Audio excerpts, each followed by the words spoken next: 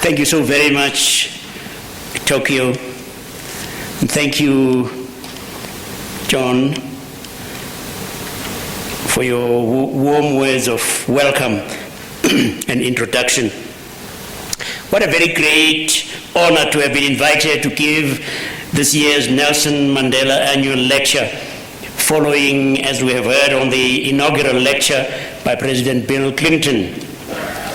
I must make a confession. I really am a snob. I make out that I am modest, but in fact I'm an inveterate name dropper, quite seemingly casually remarking, well, you know, when I was lunching with Madiba, did you hear the story of the Englishman who was a very good at name dropping? A friend of his asked him once, John, why are you so fond of name dropping? And without batting an eyelid, John responded, that's strange. Yesterday when I was in Buckingham Palace, the Queen asked me the same question.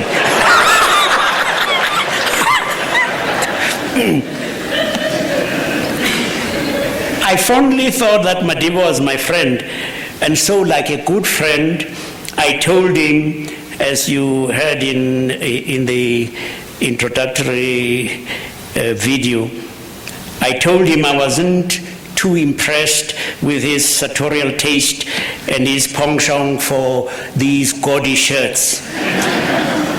Now, do you know how he treated this friendly advice? Well, he retorted, that's pretty thick, coming from a man who wears a dress in public. Now, can you beat it? No, I am glad to have been asked, and I think he probably, on his better days, acknowledges that he just might like me a little bit. We are celebrating 10 years, a whole decade of freedom, and it is an opportunity for us to look back, to assess our achievements and note our failures as we stride purposefully into the glorious future opening before us.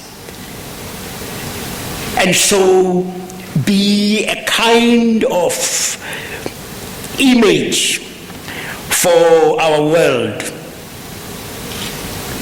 That is why I have chosen as my title words from the prophet Isaiah.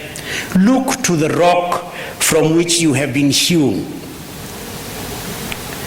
You know that I am repetitive, if anything at all.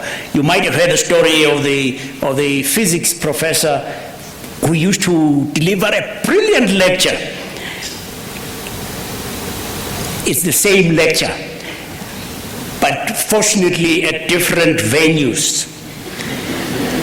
One day he told his driver that he knew that he was giving a splendid address, but was getting bored repeating himself so much.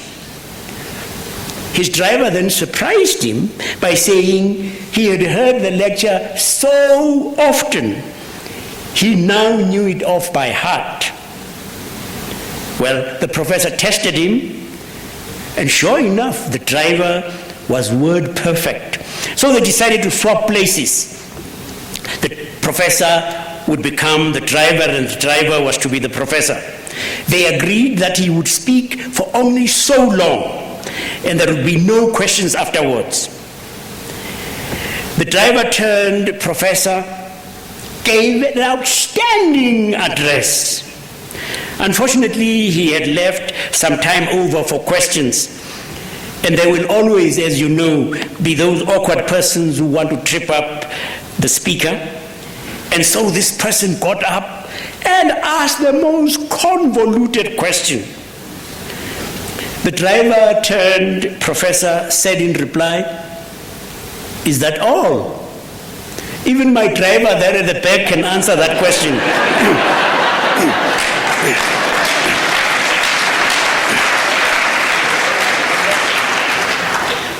Yes, I am repetitive. I have been saying that we South Africans tend to sell ourselves short. We seem to be embarrassed with our successes.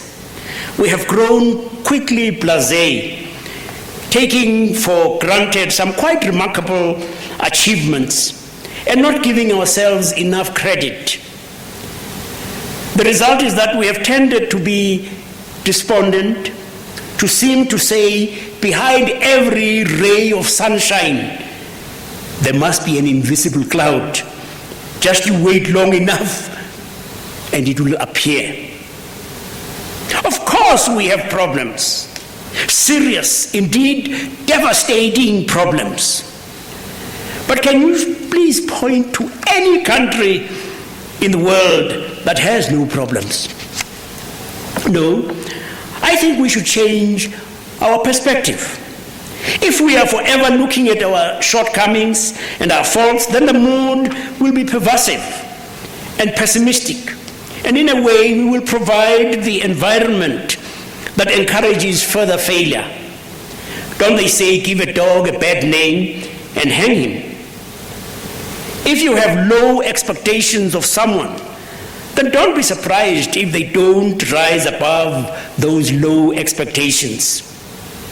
Many people have excelled almost only because someone had faith in them, believed in them, and so inspired them with a new self-belief, a new self-confidence, a new self-esteem.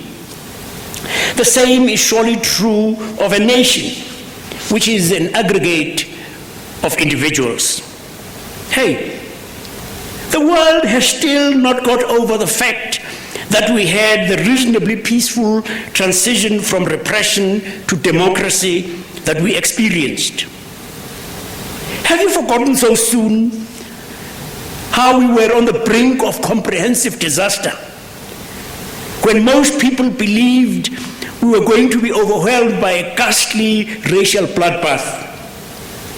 Have you forgotten so soon what used to happen on our trains, when no one could guarantee that if they went off to work in the morning, they were going to return alive in the evening? When we had indiscriminate killings on the trains, in the taxis and buses? Do you recall how when they announced the statistics of the previous 24 hours, and they said 6 or 7 or 8 people had been killed? Do you recall that we would often sigh with relief and say, well, only 7 or 8 have been killed? There's a story of a man who was driving his car up a mountain road, and he came to grief. Fortunately, he was thrown clear and managed to grab onto a flimsy twig and clung desperately for dear life with a sheer drop to the rocks at the bottom. And, help! Is there anyone up there? Yes, my son. Do you trust me? Yes. Then let go of the twig, and I will catch you before you hit the bottom. Silence. Help! Is there anyone else up there? Things were in such a desperate state that sometimes we did call out, is there anyone else up there? You recall the attacks that happened in the hostels? Just think of the massacres that were taking place at regular intervals in Sebokeng, Thokoza, Bisho, Boipatong, and the killing fields of KwaZulu-Natal because of the bloody rivalry between the Inkatha and the ANC. Have we forgotten the AWB raid into Buputatswana and the World Trade Center? There are so very many occasions where it did seem it was touch and go, and none more terrible than the assassination of Chris Hani. That was one of the scariest moments in our lives for most of us. We were a whisker's breadth away from total catastrophe. And many of us said, if we survived this, we really can survive anything. Yes, we did appear to be on the verge of bloody conflagration and disaster, but it did not happen. Instead, the world marveled, indeed was awed, by the spectacle of the long, long lines of South Africans of every race snaking their way slowly to the polling booths on that unforgettable, that magical day, April the 27th, 1994. We really do have much to celebrate and much for which to be thankful. Hey, just look at us. Which other country has a moral colossus to match Nelson Mandela? We are the envy of every single nation on earth. He has become the world's icon of forgiveness, compassion, and magnanimity, and reconciliation. He has become this for the entire globe. How blessed we are that he was at the helm to guide our ship of state through the choppy waters of transition. We should also salute F.W. de Klerk, who exhibited outstanding moral courage when he announced his breathtaking initiatives on February the 2nd, 1990, that set in motion the process of negotiating a revolution. We, especially white South Africans, have tended to be dismissive of the Truth and Reconciliation Commission. But almost everywhere else in the world you go, it is held in the highest possible regard and considered to be the benchmark against which other such endeavors will now be judged. Yes, it was flawed. So are almost all human enterprises. But it was a remarkable institution, for many had thought that the advent of a black-led government would be the signal for an orgy of revenge and retribution against whites for all that black people had suffered through all the injustices and oppression from colonial times to the exquisite repression of the apartheid years.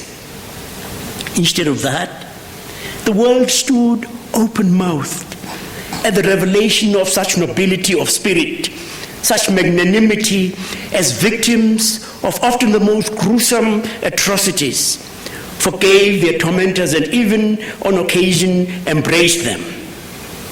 We were all traumatized, wounded by the awfulness of apartheid, and the TRC helped to open wounds that were festering, cleansed them, and poured balm on them to help in the healing of us, the wounded people of this beautiful land. We often take it all for granted, but just look at Northern Ireland, and more horrendously, the Middle East, where revenge and retaliation are leading to a ghastly cul-de-sac, an inexorable cycle of reprisal provoking counter-reprisal ad infinitum. We have been spared the horrors of genocide as in Rwanda, and the endless conflict in Sri Lanka, in Burundi, in the Sudan, in the Ivory Coast. And we can truly say that there is no future without forgiveness. Given where we come from, given our antecedents, it is amazing that we should have the stability we enjoy. Russia made the transition from repression to democracy at almost the same time as we did. The Berlin Wall fell in November 1989. Nelson Mandela was released in February 1990. But what is happening in Russia today? The level of mafia-controlled crime, the conflict with Chechnya, giving such awful examples of carnage as the theater hostage disaster, and more recently the Beslan school hostage catastrophe, makes what occurs in South Africa look like a Sunday school picnic. I often stop to look at the children in the high school near our home in Milnerton. It used to be an all-white school. Today at break, you see our demography reflected. Just a few years ago, it was a criminal offense to have that happen. All sorts of dire things, they said, were going to happen if schools were mixed. So far as I can make out, the sky is still firmly in place. You'd think that it would be in South Africa, where children would have to be escorted by heavily armed police and soldiers to be able to go to school. But no, it isn't happening in South Africa. It is happening in Belfast, Northern Ireland. Do you recall how police would climb trees in order to peep into bedrooms, hoping to catch out couples who might be contravening the Immorality Act, rushing to feel the temperature of the sheets, making sordid what should have been beautiful love between two persons? And how many careers and lives were destroyed when people faced charges under this abominable legislation? And now I think I'm the only person who still goggles. Look at all those mixed couples who saunter around hand in hand with hardly a care in the world, possibly pushing a pram with a baby of indeterminate hue inside. I still seem to fear that a policeman will come crashing into them for breaking the law. And oh, the humiliation and awfulness of race classification with its crude tests. Sticking a pin suddenly into one, and depending on whether you whelped Elena or Echu, you were classified colored or Bantu. And the havoc it all played with family life, when siblings could be assigned to different race groups because some were more swarthy than others. And you remember that people committed suicide because of race classification. Others played white and would avoid members of their families who were less Caucasian looking. Recall the awfulness of the iniquitous pass laws and the migratory labor system in its single-sex hostels, and what havoc it caused to black family life in a country that, without any sense of irony, celebrated Family Day as a public holiday. Isn't it bizarre in the extreme that Nelson Mandela had to wait until he was 76 years of age before casting a vote for the first time in the land of his birth, when a white could do so when they turned 18. When I became Archbishop in 1986, it was a criminal offense for me to live in the Archbishop's official residence in Bishop's Court because of the Group Areas Act. I told the government I was Archbishop and would live in my official residence and they could do what they liked. And I wasn't asking for their permission. Fortunately, they did nothing. But that's where we come from. Nearly 3 million people forcibly removed as from Sophiatown, which was replaced by the very subtly named Triumph. To rub salt into our wounds, Triumph retained many of the old Sophiatown street names. Sophiatown, Kofifi. How wonderful that the iniquity has been reversed. Triumph is Sophiatown again. Yes, we come from far. When you had public notices that read, natives and dogs not allowed, and those others, drive carefully, natives cross here, which people like Kathrada changed to read hair-raisingly, drive carefully, natives very cross here. When they used at election time to show pictures of an unkempt black and to stampede whites to vote for them, ask, do you want your daughter to marry this man? Now blacks ask, show us your daughter first. With such antecedents, you'd have thought these headlines must surely apply to South Africa. Vicious race riots in... But remarkably, it was not in South Africa that vicious race riots happened, but very recently in Manchester, England. We were the world's most despised pariah. South Africans had to skulk around, hiding their nationality. Now we are, I think, still the flavor of the week, maybe. Our country, through President Thabo Mbeki, has been in the forefront of the creation of the African Union and in the conception and promotion of NEPAD and the African Renaissance. We will be home to the African Parliament. That is a remarkable turnaround.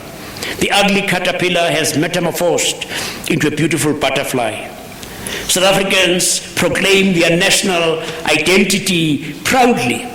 I didn't know that so many were so patriotic. They wear the new flag on their lapels and emblazon it on their luggage. They want everyone to know they come from Madiba land. Our constitution is widely acclaimed as one of the most liberal and most advanced. Look at the remarkable role our land is playing in peacemaking in Africa. Most recently in the Ivory Coast, as earlier in Burundi and the Democratic Republic of the Congo and elsewhere. The prestigious publication, The Economist, in London seriously proposed that President Mbeki should have been this year's Nobel Peace Prize laureate because of his great efforts to broker peace in so many of Africa's troubled spots. That's a huge feather in his cap and in our national cap. And by the way, there are not too many countries that can say they have 4 Nobel Peace Laureates as we can. We have 2 Nobel Literature Laureates. Certainly one, if Coetzee wants to say he now belongs down under. It was in South Africa that the first heart transplant happened. Our sporting exploits have not been something to sniff at. We have been rugby world champions and hosted the 1995 Rugby World Championship splendidly. We are currently tri-nation champs, having risen virtually from the dead, though we are not exactly covering ourselves in glory on this Grand Slam tour. We have hosted with panache the World Cricket Cup and the World Golf Cup, which we won. Look at the magnificent exploits of Retief Hussein and any else.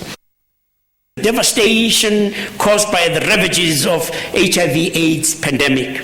Over 4 million of our people are infected. It is estimated that nearly 400,000 people will die this year from AIDS. That is shattering news. And yet, I want to say that there is something even here to celebrate in this awful situation, and it is this. Most of the victims are blacks. And you would have thought, given where we come from, that white would say, good riddance to bad rubbish. Quite the contrary. Many of the most dedicated, most committed workers in the anti-HIV/AIDS campaign are whites. That is something to celebrate, something to trumpet. And I want to pay a very warm tribute to you, our white compatriots, for your remarkable generosity and dedication. That is not all. There are many white fellow South Africans out there doing fantastic work. I think of the white ballet dancers in Cape Town who decided they wanted to teach black township kids ballet. They started out 10 years ago and formed something called Dance for All. One of their students went to UCT and ended up with a degree in African dance, and she's now on the staff of Dance for All. Another dances professionally now in the UK. Or there is an Angela Rextro, a young white woman who is an art therapist and started a project, the Community Art Therapy Program, to work with traumatized, isolated, and abused township youth to help rehabilitate them. I am sure there are many, many others out there, and we salute you for your enthusiasm and dedication. What are the failures and challenges? One of the undoubted gifts we bring to the world is our diversity and our capacity to affirm and celebrate our diversity, so that today we have 11 official languages. We have a polyglot 4-language anthem.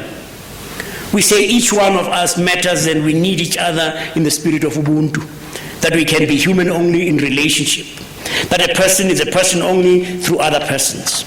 Our diversity, which we must affirm and celebrate, is diversity of race, of language, of culture, of religion, and of point of view.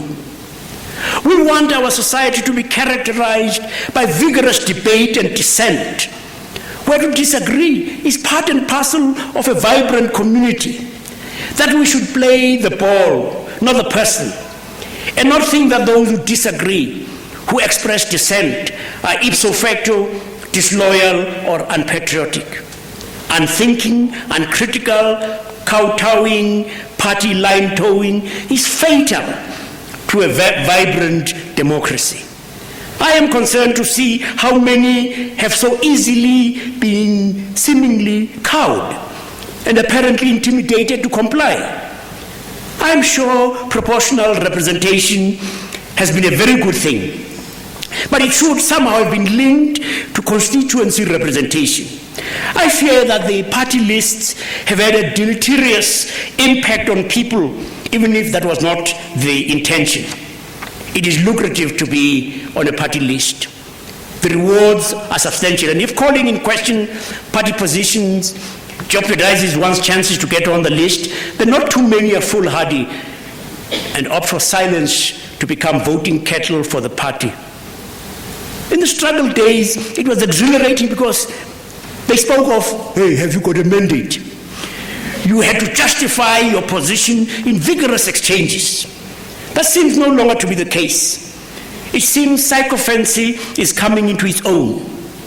I would have wished to see far more open debate, for instance, of the HIV/AIDS views of the president in the ANC. Truth can't suffer from being challenged and examined. There surely can't have been unanimity from the outset. I did not agree with the president, but that did not make me his enemy. He knows that I hold him in high regard, but none of us is infallible. And that is why we are a democracy and not a dictatorship. The government is accountable, as are all public figures, to the people. I would have hoped for far more debate and discussion. Let us look to the rock from which we are hewn. We should lower the temperature in our public discourse and hopefully thus increase the light. We should not impugn the motives of others, but accept the bona fides of all.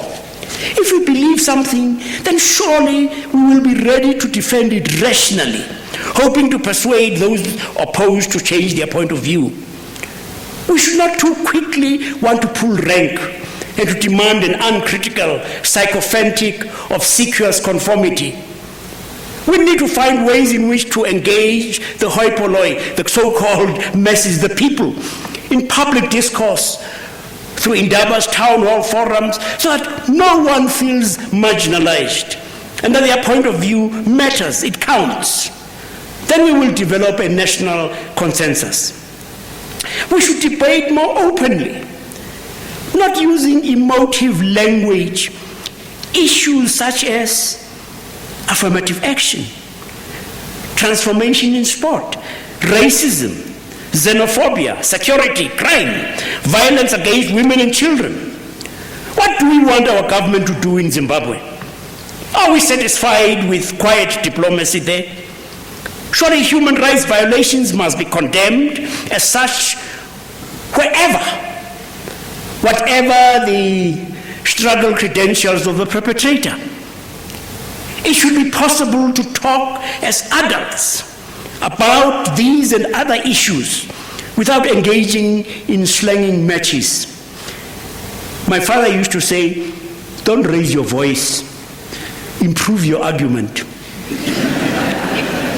What is black empowerment when it seems to benefit not the vast majority, but a small elite that tends to be recycled?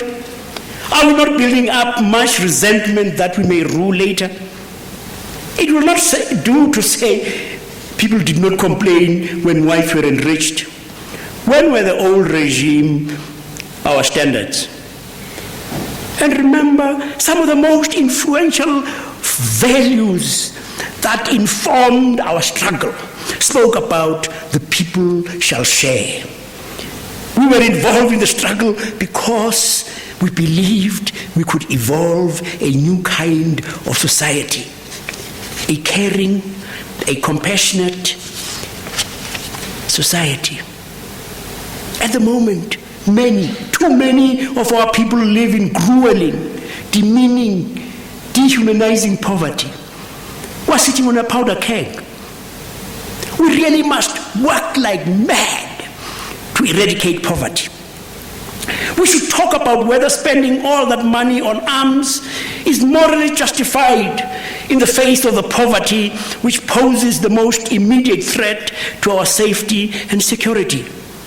We should discuss as a nation whether the basic income grant is not really a viable way forward.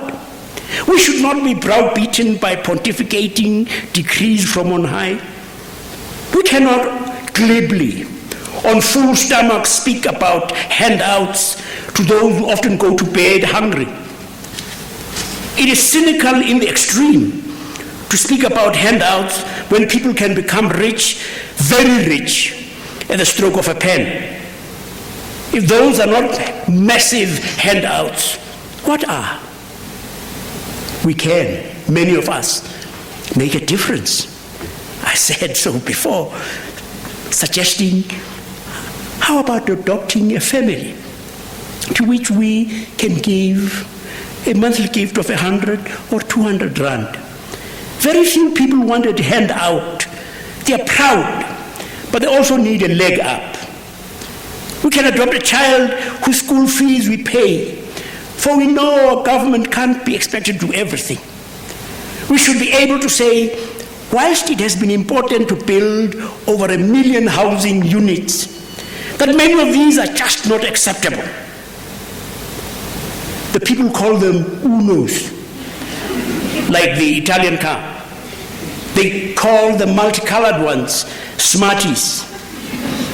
They are our next generation of slums and dishonor our struggle.